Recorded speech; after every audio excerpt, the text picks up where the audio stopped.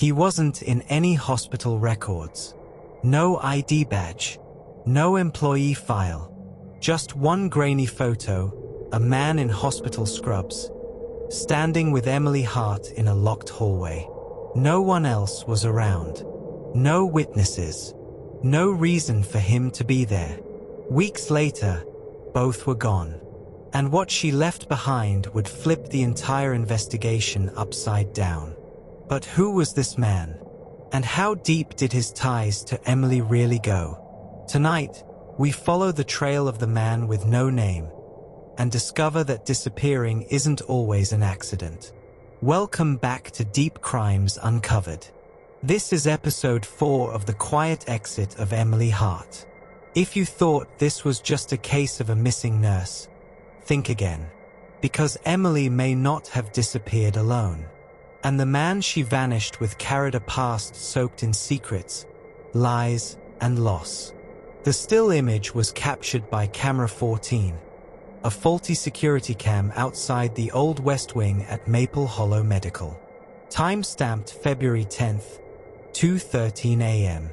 A man, wearing standard blue scrubs. No logo.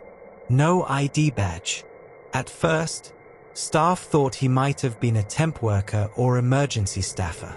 But when the hospital checked their employee rosters, shift records, and temp agency contracts, there was no match.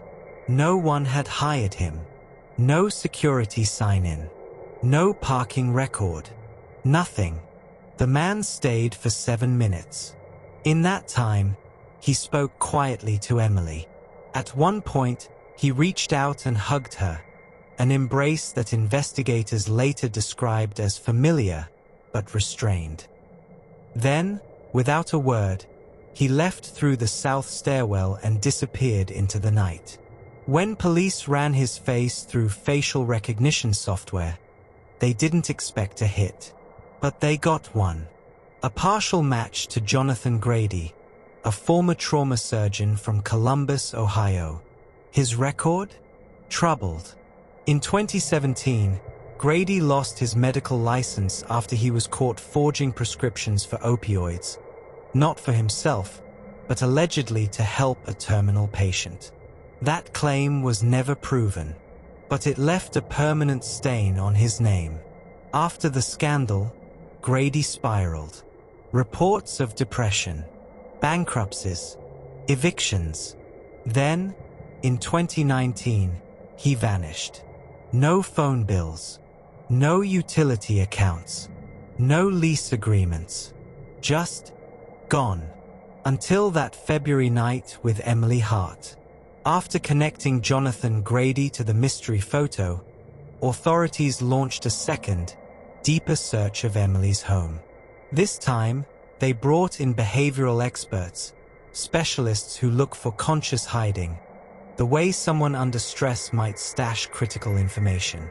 In the kitchen pantry, tucked behind canned peas and tomato sauce, police found something they'd missed before. A narrow, locked cabinet at the very back. Inside, they discovered a leather-bound journal, worn, scuffed, well-thumbed.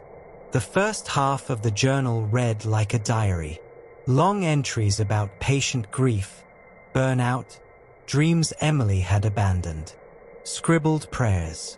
Lists of patients' birthdays she didn't want to forget. But halfway through, the handwriting shifted. Subtle at first, a steeper slant, a sharper pressure. Then unmistakable. These entries weren't about grief anymore. They were about plans, meetings, codes like Test 1 and Awake Protocol. On one page, a date circled heavily in red ink. April 17th, exit day. Beside it, 2 haunting lines. The world wants obedience. We'll give them silence instead. And on another page, we will become the wind. No chains. No masters. This wasn't just a cry for help. It was a manifesto. Interviews with Emily's family painted a heartbreaking picture. Her mother recalled late-night phone calls where Emily sounded frantic, almost fearful. She kept saying things like, "I'm not what they think I am," her mother said. She said she couldn't keep playing the part they needed her to play. Co-workers noticed the change too. Emily, once the dependable, upbeat nurse, had grown distant, distracted. One colleague described her as waiting for something, as if she was counting down days she wouldn't explain. Was she manipulated by Grady? Groomed into an escape plan she didn't fully understand? Or had she found in Grady a kindred spirit? Someone who shared her growing sense that she didn't belong in the world she'd built? The timeline narrowed further. 3 days before her disappearance, Emily quietly withdrew $8,400 in cash from 2 separate bank accounts. Smart move, small withdrawals under reporting limits, spaced out to avoid suspicion.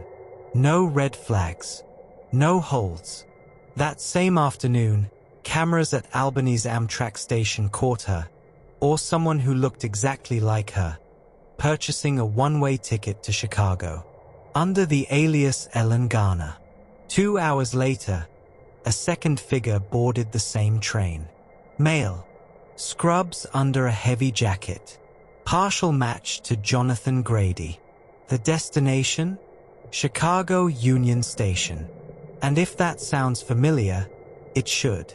Because the mysterious letter sent to Emily's mother weeks later, the one begging them not to search for her, it was postmarked from Chicago. One final wrinkle. 2 days after the Chicago sighting, Emily's co-worker, a nurse named Leah Morgan, received an anonymous voicemail. 11 seconds long. No caller ID. The message said, "Forgive me. Tell them it's better this way. We had no choice." The voice was heavily distorted. Analysts later suggested it was digitally altered, slowed down and shifted in pitch. But one forensic audio specialist said the cadence, pauses, and inflection likely matched a female speaker, possibly Emily herself. The letter Emily sent read, "Tell them not to look for me. I am free now." But what did freedom mean to her? Escape from guilt? Escape from pain? Or escape from justice? Because Emily Hart didn't just leave her life behind. She erased herself, piece by piece. And as police would soon discover, the final pieces of her plan were hidden somewhere, across state lines. In episode 5, we follow the last breadcrumb trail. A rundown motel in Michigan. A fingerprint too damaged to fully identify. And a theory that will leave you questioning everything you thought you knew about Emily Hart. Some people vanish to escape. Some vanish to begin again. But very few manage to vanish and leave nothing behind. If you're as hooked as we are, hit like, drop your theory in the comments, and subscribe. The finale of The Quiet Exit of Emily Hart drops soon, and trust me, you'll want to hear it. This is Deep Crimes Uncovered, where the deeper you dig, the darker it gets.